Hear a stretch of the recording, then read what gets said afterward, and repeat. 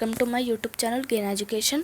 आज के इस वीडियो में हम पढ़ेंगे क्लास 10th सिविक्स का chapter number 3 which is gender, religion and caste. ये इस चैप्टर का पार्ट नंबर 3 है और इसमें हम पढ़ेंगे caste and politics. Part first में हमने पढ़ा था gender and politics, part third में पढ़ा था रिलीजन एंड पॉलिटिक्स।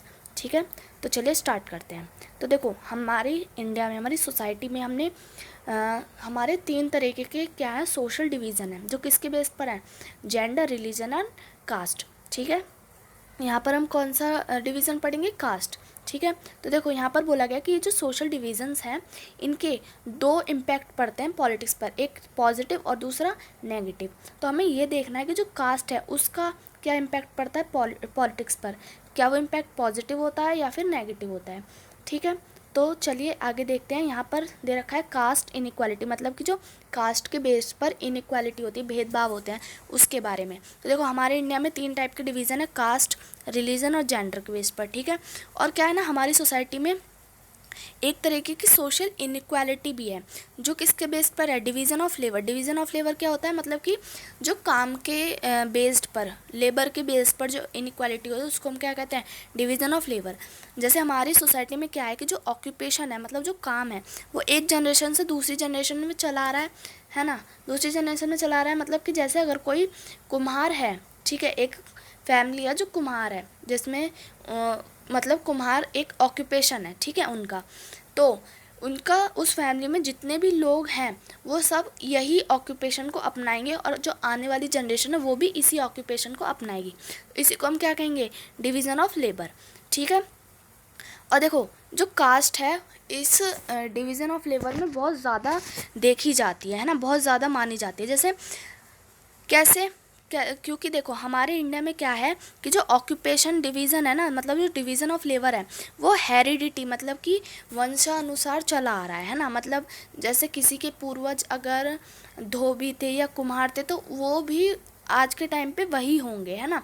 यही हमारा डिवीज़न ऑफ लेबर कहलाता है ना। तो देखो, members of same caste group were suppose to from a social community that practice the same और similar occupation, married with in the same caste group and did not eat with member of other caste group. देखो हमारे यहाँ क्या होता था कि जो same caste group के जो मेंबर होते थे ना, वो क्या कह सकते हैं कि हम दूसरे कास्ट ग्रुप के मेंबर के साथ ना बैठते थे, ना उनसे बात करते थे, ना उनके साथ खाना खाते थे और ना उनके परिवार में आपस में शादियां करते थे, है ना। इसको हम ना बेटी और रोटी भी बोलते हैं, है ना, इस सिस्टम को। मतलब कि ना हम उनके दूसरी कास्ट कम्युनिटी के साथ खाना खाएंगे और ना ही उनके साथ हम लोग अपना मैरिज रिलेशनशिप बनाएंगे। ठीक है, अब देखो जो कास्ट सिस्टम है ना वो आउटकास्ट ग्रुप की डिस्क्रिमिनेशन पर भी बेस्ड है, मतलब कि छुआछूत, अनटचेबिलिटी पर भी बेस्ड है ना। ये क्या अनटचेबिलिटी प्रैक्टिस होती है इसमें कास्ट में, ग्रुप में? कैसे? जैसे कि हम लोग क्या देखते हैं कि जो दलित लोग हैं, ओबीसीज हैं, हम उनसे बहुत दूर रहते थे, है ना। पहले के टाइम पे क्या होता था कि जैसे जो ऊंची कास्ट है वो नीची कास्ट से बहुत दूर रहती थी और उनको एक अलग ही उन्होंने काम दे रखा था, जैसे साफ़ सफाई का और इन सब चीज़ों का काम दिया हुआ था। और जो ऊंची कास्ट के लोग थे वो उनको छूते भी नहीं थे, है ना। इसी को क्या कहते हैं हम? अनटचेबिलिटी कहते हैं। अब ये जो अनटचेबिलिटी का सिस्टम है इसको हटाने के लिए, कास्ट इनइक्वालिटी को हटाने के लिए कुछ सोशल रिफॉर्मर्स ने वर्क करा था इस पर, जैसे कि ज्योतिबा फूले, गांधी जी, बी.आर. अम्बेडकर, पेरियर रामास्वामी नायकर। इन सब ने कास्ट इनइक्वालिटी को हटाने के लिए सोसाइटी में और जागरूकता जगाने के लिए बहुत ज़्यादा स्ट्रगल करा था, पहले के टाइम पे काम करा था, है ना, इस चीज़ पर। इसकी वजह से क्या हुआ कि हमारे इंडिया में ये जो कास्ट सिस्टम था ये कम हुआ, है ना। इसमें कुछ चेंजेस आए और ये चेंजेस किस लिए आए? क्योंकि हमारे यहाँ इकोनॉमिक डेवलपमेंट हुई और जो लार्ज स्केल अर्बनाइजेशन क्या होता है? मतलब कि जो गांव के लोग थे वो अब शहर में जाकर शिफ्ट होने लगे थे।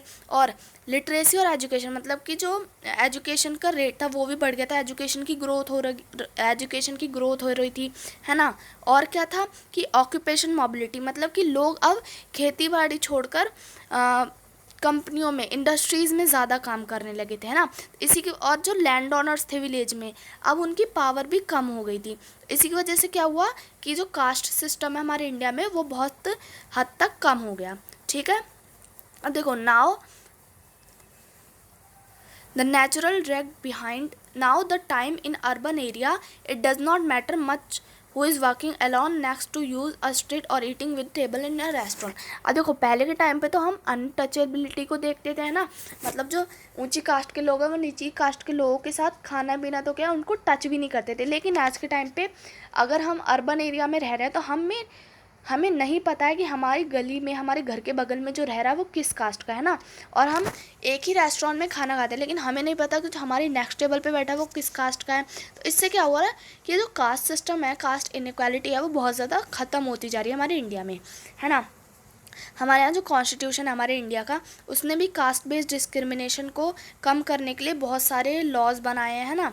अगर कोई पर्सन जो कि हमारे इंडिया में बहुत सालों पहले आया था और हमारे यहाँ पर उसने एक कास्ट इनइक्वालिटी का सिस्टम देखा था, अगर वो आज हमारे इंडिया में आए तो वो पूरी तरीके से सरप्राइज्ड हो जाएगा ये सिस्टम, आज की ये जो जनरेशन है, मॉडर्न वर्ल्ड है, इसको देखकर। क्योंकि आज जो है कास्ट इनइक्वालिटी का जो सिस्टम है वो बहुत ज़्यादा ख़त्म हो गया है, मतलब बहुत ज़्यादा कम हो गया है, कम हुआ है लेकिन एकदम से डिसअपेयर यानी ख़त्म नहीं हुआ है, गायब नहीं हुआ है ना। आज भी हम लोग कहीं कहीं पर ये कास्ट के नाम पर जो भेदभाव होता है उसको देखते हैं। बहुत से लोग जो अपनी ही कास्ट के लोगों के घर में शादी करते हैं ना, बहुत से लोग जो अनटचेबिलिटी को अभी भी अपनाते हैं, है ना। अब इस कास्ट सिस्टम की वजह से क्या होता है कि जो एडवांटेजेस और डिसएडवांटेजेस ग्रुप हैं उनके बीच में कन्फ्लिक्ट होने लगते हैं, ना।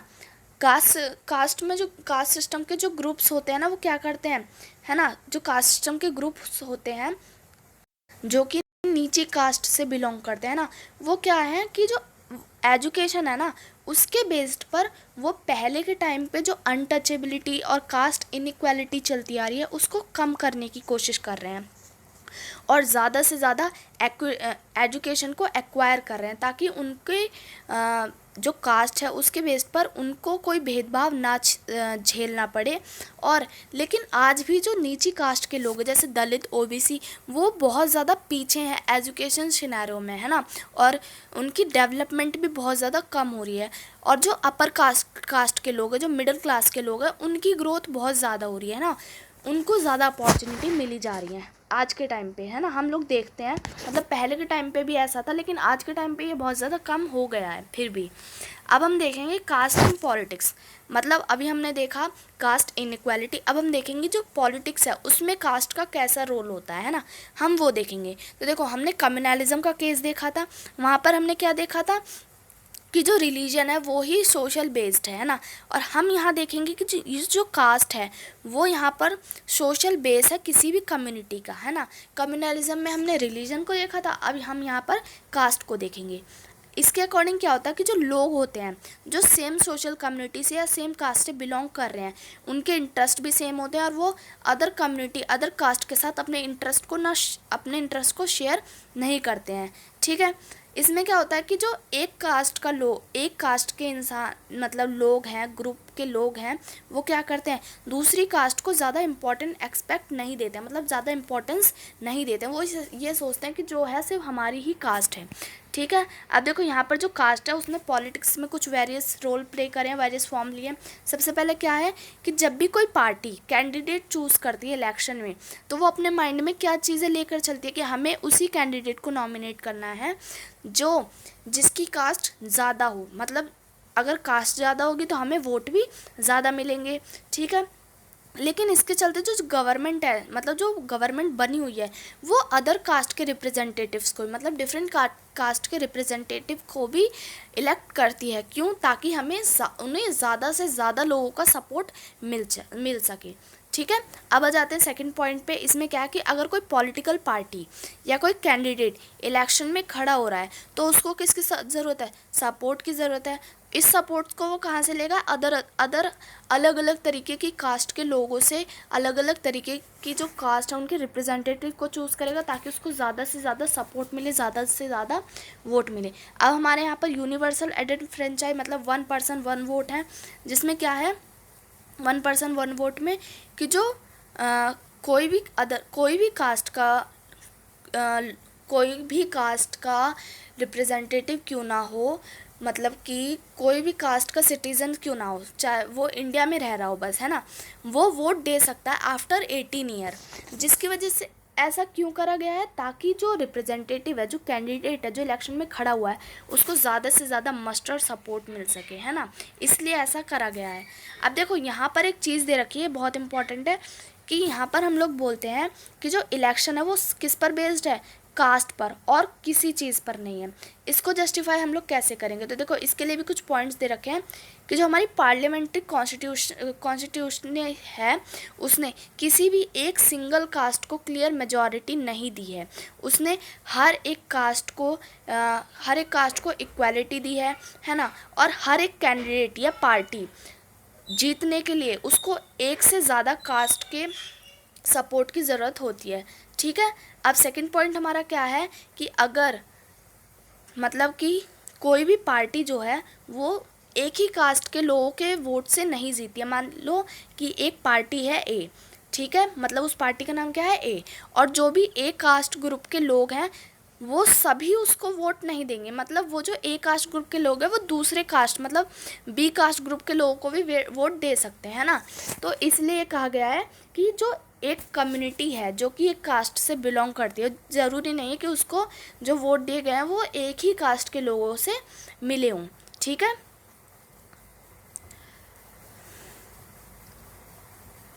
अब यहाँ पर है मैनी पॉलिटिकल पार्टी में put up candidate from the same caste if that caste is believed to dominate the electorate in a particular constituency.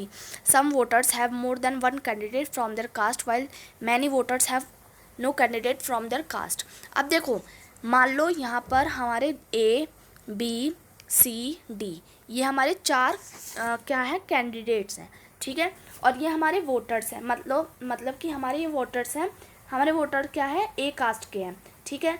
अब उनके सामने क्या अपनी कास्ट ग्रुप के कह सकते हैं कि सिर्फ यही एक है, तो ज़रूरी नहीं है कि वो सिर्फ इसी को वोट दे, वो बी कास्ट को, सी कास्ट को या डी कास्ट को भी वोट दे सकती है। ठीक है, अब मान लो कि हमारे पास ए, बी, सी, डी कास्ट है, लेकिन हमारे पास जो वोटर है वो ई कास्ट का है, तो अब उसके पास तो अपनी कास्ट का कोई कैंडिडेट है नहीं, तो वो किसी को भी वोट दे सकती है। तो ज़रूरी नहीं है कि अगर कोई कास्ट ग्रुप है जो वोट इलेक्शन में खड़ा है, कैंडिडेट है, तो ज़रूरी नहीं है कि उसको उसी की कम्युनिटी का, उसी की कास्ट के वोट मिले। ठीक है, बहुत बार क्या होता है कि जो एमपी और एमएलए होते हैं वो इलेक्शन हार जाते हैं अपनी कंट्री में। क्यों हार जाते हैं? क्योंकि उनको हर बार अपनी कास्ट के लोगों के वोट नहीं मिलते हैं, है ना। इसलिए हम कह सकते हैं कि जो कास्ट है वो इलेक्टोरल पॉलिटिक्स में है, लेकिन हर फैक्टर में वो इम्पॉर्टेंट नहीं है। जो वोटर्स है ना, उनकी पॉलिटिकल पार्टी से अलग अटैचमेंट होती है, वो कास्ट या कम्युनिटी के बेस्ड पर नहीं होती है, बल्कि वो लोगों के अलग अलग एक्सपेक्ट के बेस्ड पर होती है, उनके क्या इंटरेस्ट हैं उसके बेस्ड पर होती है, उनकी इकोनॉमिक कंडीशन के बेस्ड पर होती है। मतलब जो वोटर्स हैं वो ये देखते हैं कि जो सामने वाले कैंडिडेट है, जो सामने वाली पार्टी है, वो हमारे लिए क्या कर सकती है ना। लोग क्या है, रिच हैं, पुअर हैं, मैन एंड वुमेन है, वो अलग अलग कास्ट से बिलोंग करते हैं, उनकी अलग अलग क्या है एक्सपेक्टेशंस हैं, उनके अलग अलग इंटरेस्ट हैं, उसके बेस पर वो वोट देती है। ठीक है, अब हम देखते हैं पॉलिटिक्स इन कास्ट। अभी हमने देखा कास्ट इन पॉलिटिक्स, अब हम देखेंगे पॉलिटिक्स इन कास्ट। ठीक है, तो देखो यहाँ पर हमने देखा कि we have so far looked at what caste does it to politics. मतलब कि जो कास्ट है वो पॉलिटिक्स में क्या रोल प्ले करती है हमने देखा था अभी। But it does not mean that there is only one way relation between caste and politics. Politics to influence the caste system and caste in identity by bringing them into political arena. अब देखो यहाँ पर क्या बोला गया है कि जो पॉलिटिक्स है ना, वो तो मतलब जो कास्ट है वो तो पॉलिटिक्स में रोल प्ले करती है, हमने देख लिया, लेकिन जो पॉलिटिक्स है वो भी कास्ट में बहुत रोल प्ले करती है। मतलब कि जो कास्ट सिस्टम है, मतलब जो लोग कास्ट को ज़्यादा बढ़ावा देते हैं वो कास्ट को पॉलिटिक्स से क्या करते हैं, कंपेयर करते हैं, है ना। इसके लिए हम क्या यहाँ इसको सिग्निफिकेंट करने के लिए यहाँ पर कुछ पॉइंट्स दे रखे हैं। फर्स्ट पॉइंट क्या है कि हर कास्ट ग्रुप के जो लोग हैं वो क्या चाहते हैं कि हम जो है सब कास्ट ग्रुप मतलब कि अदर कास्ट ग्रुप से ज़्यादा बड़े बने, है ना, इसलिए वो अपनी नेबरिंग कास्ट, मतलब कि मान लो ये ए कास्ट है, ये अपनी जितनी भी नेबरिंग कास्ट है इसको अपने ग्रुप में मिलाने की कोशिश करते ताकि ये ग्रुप बड़ा बने, है ना, इनके जो कास्ट है वो ज़्यादा मेजॉरिटी में हो। ठीक है, अब सेकंड पॉइंट हम क्या देखते हैं कि जो कास्ट ग्रुप्स है ना वो अपनी कोalition गवर्नमेंट भी बना लेती है। कोalition गवर्नमेंट मतलब कि वो क्या करती है, अपने नेबरिंग कास्ट ग्रुप को क्या करती हैं, गैदर्ड करती हैं और अपनी एक कोalition गवर्नमेंट बना लेती हैं, है ना, अपनी कास्ट और कम्युनिटी को मिला के। ठीक है, थर्ड क्या देखते हैं कि जो new kind of caste group have come in the political era like backward and forward caste group. अब जो new type of caste group होते हैं, मतलब जैसे ओबीसी हो गए, दलित हो गए, ट्राइब्स हो गए, वो सब क्या करते हैं, अपने पॉलिटिकल एक अलग ग्रुप बना लेते हैं। इसलिए हम क्या कहते हैं कि जो कास्ट है ना वो पॉलिटिक्स में डिफरेंट रोल प्ले करती है। लेकिन कुछ सिचुएशंस में क्या होता है कि जो पॉलिटिक्स है वो जो डिसएडवांटेजेस कम्युनिटी होती है, हमने एडवांटेजेस और डिसएडवांटेजेस कम्युनिटी पढ़ा था। एडवांटेजेस कौन सी होती है, जो मेजॉरिटी में होती है, और डिसएडवांटेजेस जो माइनॉरिटी में होती है। तो अगर कास्ट पॉलिटिक्स में आ जाती है तो जो डिसएडवांटेजेस कम्युनिटीज़ हैं उनको क्या पावर मिलती है ना, उनके साथ भी पावर शेयर करी जाती है। और जैसे दलित हो गए, हमारे ओबीसी हो गए, इनको डिसीजन मेकिंग के लिए ज़्यादा अच्छे से अपॉर्चुनिटी दी जाती है। ठीक है, अब हम देखेंगे कि several political and non-political organization have been demanding and agitated to end discrimination against particular caste। अब देखो बहुत सारे ग्रुप्स हैं जिन्होंने कास्ट के बेस पर जो डिस्क्रिमिनेशन हो रहा है ना उसको बंद करने के लिए क्या करी है, डिमांड करी है। ठीक है, at the same time exclusive attention to caste can produce negatively result as well. अब देखो कास्ट हमने देखा कि अगर कास्ट पॉलिटिक्स में आ जाती है तो डिसएडवांटेजेस ग्रुप को कुछ अपॉर्चुनिटीज़ मिल जाती हैं, तो ये पॉजिटिव इम्पैक्ट है। लेकिन कास्ट कभी कभी नेगेटिव इम्पैक्ट भी डालती है ना, किसमें, पॉलिटिकल सिनेरियो में, जैसे कि रिलीजन, पॉलिटिक्स, ये सब क्या कास्ट पर बेस्ड हैं डेमोक्रेसी में। लेकिन it can divert attention from other pressing issue like poverty, development, occupation, है ना। देखो अगर कास्ट पॉलिटिक्स में आ जाती है तो वो पॉजिटिव इम्पैक्ट तो डालती है लेकिन नेगेटिव इम्पैक्ट भी डालती है, क्योंकि अगर कास्ट पॉलिटिक्स में आ जाएगी तो लोग क्या सोचेंगे, हम अपनी कास्ट को ज़्यादा बढ़ावा दें, हमारी कास्ट के जो लोग हैं वो ज़्यादा मेजॉरिटी में आए। इसकी वजह से जो अदर एक्सपेक्ट है ना इलेक्शंस में, पॉलिटिक्स में, जैसे पॉवर्टी, गरीबी, डेवलपमेंट, करप्शन, ये सब जो है हिडन हो जाते हैं, है ना। इसीलिए जो कास्ट डिवीज़न है वो कभी कभी टेंशन या कन्फ्लिक्ट या वायलेंस भी क्रिएट कर देता है। ठीक है, तो हमारा चैप्टर यहाँ पर होता है ख़त्म। अगर आपको वीडियो अच्छी लगी हो तो वीडियो को लाइक करना और चैनल को सब्सक्राइब करना।